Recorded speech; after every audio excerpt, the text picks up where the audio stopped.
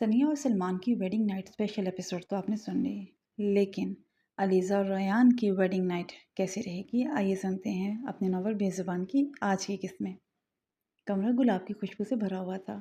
ریان نے کمرہ بہت ہی خوبصورت سیٹ کروایا تھا۔ دروازہ کھلا اور ریان صاحب اندر داخل ہوئے۔ دل دھڑک رہا تھا، لطیف اور پرمسرت تاثرات تھے۔ وہ آہستہ آہستہ وہ چلتا بیڈ کے پاس آیا۔ علیزہ بیڈ سے اٹھنے کی کوشش میں تھی کہ ریان نے اس کا ہاتھ پکڑ کر روک دیا۔ کیا بدتمیزی ہے، کہاں جا رہی ہو؟ ڈریس بہت بھاری ہے، چینج کرنے۔ ریان، منع کیا تھا نا اتنا ہیوی ڈریس مت لو۔ میری سنتی کب ہو؟ تمہاری ہی سنی تھی، ورنہ آج تو میرے سامنے نہ بیٹھے ہوتے۔ وہ کہیں کھو گئی تھی، آنکھوں کے گوشے بھیگ گئے تھے، نظریں جھکا لی تھی۔ ریان اس کی حالت کو بہت اچھی طرح سے سمجھ رہا تھا، مگر وہ اس ٹاپک پر بات ہی نہیں کرنا چاہتا تھا۔ وہ جانتا تھا کہ وہ یہ ٹاپک چھیڑے گا تو ڈسٹرب ہو جائے گی، اور وہ آج کی رات اسے ڈسٹرب ہرگز کرنا نہیں چاہتا تھا۔ علیزہ، اپنا پرس کھولو۔ ریان کی اس بات پر علیزہ نے نظر اٹھا کر اسے دیکھا۔ کیا مطلب؟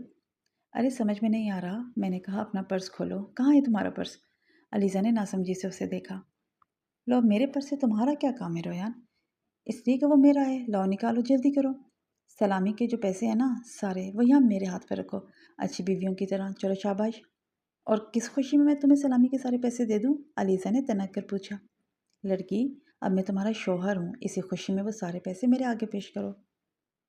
سوال ہی پیدا نہیں ہوتا، وہ سارے میرے پیسے ہیں، 1 روپیہ نہیں دوں گی اس میں سے میں تمہیں۔ نہیں؟ اچھا تو پھر ایک مسکراہٹ دے دو، فری میں مانگ رہا ہوں۔ علیزہ کے ہونٹوں پر ہلکی سی مسکراہٹ آئی تو ریان جھٹ سے بولا، بس اب اس مسکراہٹ کی قیمت سلامی کے برابر ہے، حساب برابر۔ مجھے میری سلامی مل گئی بیگم۔ علیزہ ہنس پڑی۔ تم واقعی ناقابل علاج ہو، مجھے لگا تم سچ میں فضول حرکتوں پر اتر آئے ہو۔ ریان نے مسکراتے ہوئے جیب سے ایک چھوٹا سا باکس نکالا۔ علیزہ کا تجسس بڑھ گیا۔ کیا ہے یہ؟ کھول کر دیکھ لو، لیکن احتیاط سے، کہیں جذبات میں آ کر مجھ پر ہی نہ گر پڑنا۔ اتنا قیمتی ہے کیا؟ میرے جتنا تو نہیں، پر کوشش کی ہے۔ علیزہ نے باکس کھولا۔ اندر چمکتا ہوا نازک سا گولڈ چین تھا، جس پر ایک خوبصورت سا لاکٹ لگا تھا، ساتھ چھوٹے چھوٹے نئے ٹاپس۔ علیزہ کے لب خود بخود مسکرا اٹھے۔ یہ تم نے میرے لیے بنوایا ہے؟ نہیں، اپنے لیے، سوچا تھا ولیمے پر پہن لوں گا، کیسا لگوں گا؟ بے وقوف ہو تم۔ اس نے آہستہ سے چین اٹھا کر علیزہ کے گلے میں پہنا دی۔ علیزہ کے رخسار دہک کر سرخ ہوئے اور وہ نظریں چرانے لگی۔ ریان کی باتیں علیزہ کو ہنسنے پر مجبور کر رہی تھیں۔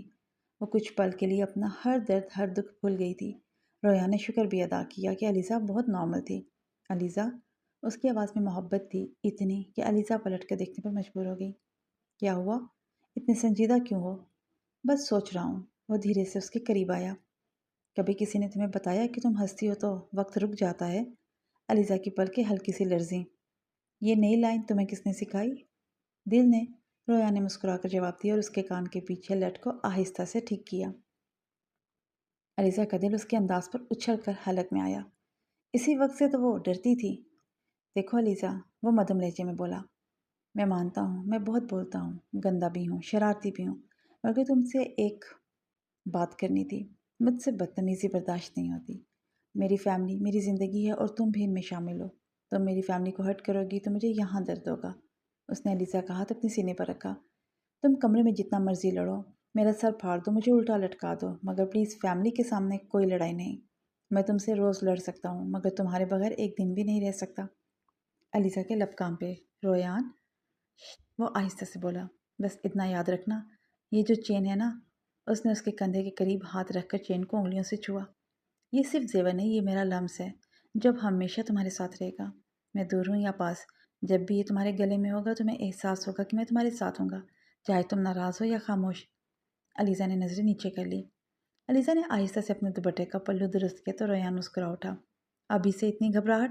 اس نے دھیرے سے پوچھا۔ علیزہ نے نظریں جھکائیں۔ پتہ نہیں، سب کچھ عجیب سا لگ رہا ہے۔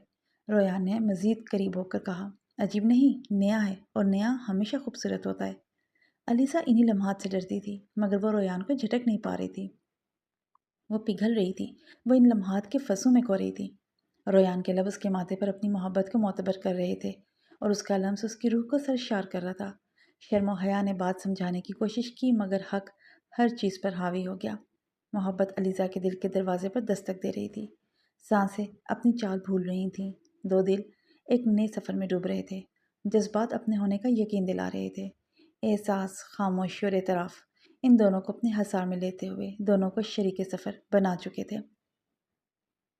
سنیا اماں کے پاس بیٹھی ہوئی تھی، زویا بھی وہیں بیٹھی اس سے چھوٹی موٹی باتیں کر رہی تھی، مگر سنیا کا دھیان کہیں اور تھا۔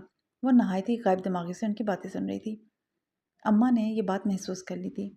بیٹا، تم نے وہ چین اور لاکٹ کیوں نہیں پہن رکھا جو رونمائی میں تمہیں سلیمان نے دیا تھا؟ اماں اس کی گردن خالی دیکھ کر پوچھنے لگی۔ سنیا گڑبڑا گئی، اسے سمجھ میں نہیں آ رہا تھا کہ وہ انہیں کیا جواب دے، کیونکہ سلیمان نے تو اسے ایسا کچھ دیا ہی نہیں تھا۔ وہ اماں دراز میں پڑا ہوا ہے، میں نے ساڑی کے ساتھ دوسرا سیٹ پہننا تھا اس لیے وہ اتار دیا۔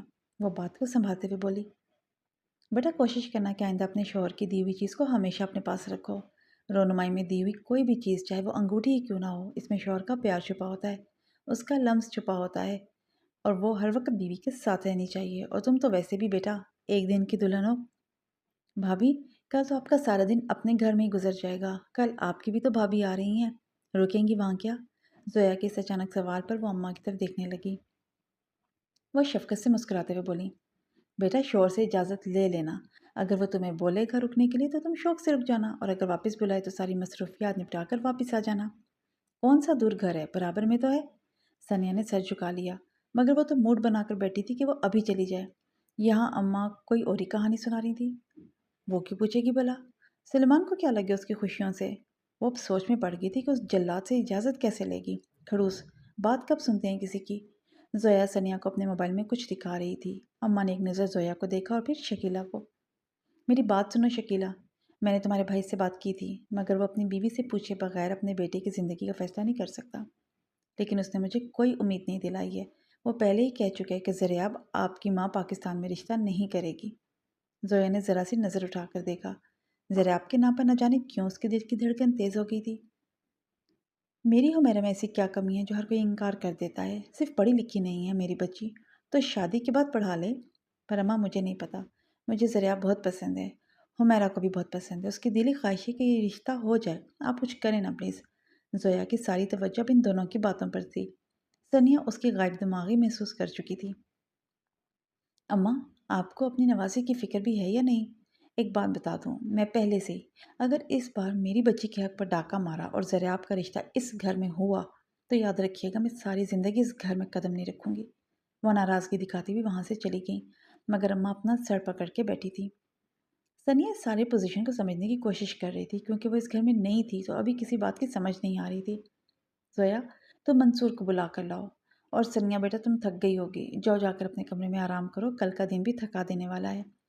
سنیا اپنا سر ہلاتے ہوئے وہاں سے چلی گئی اور زویا بھاری دل کے ساتھ منصور کو بلانے۔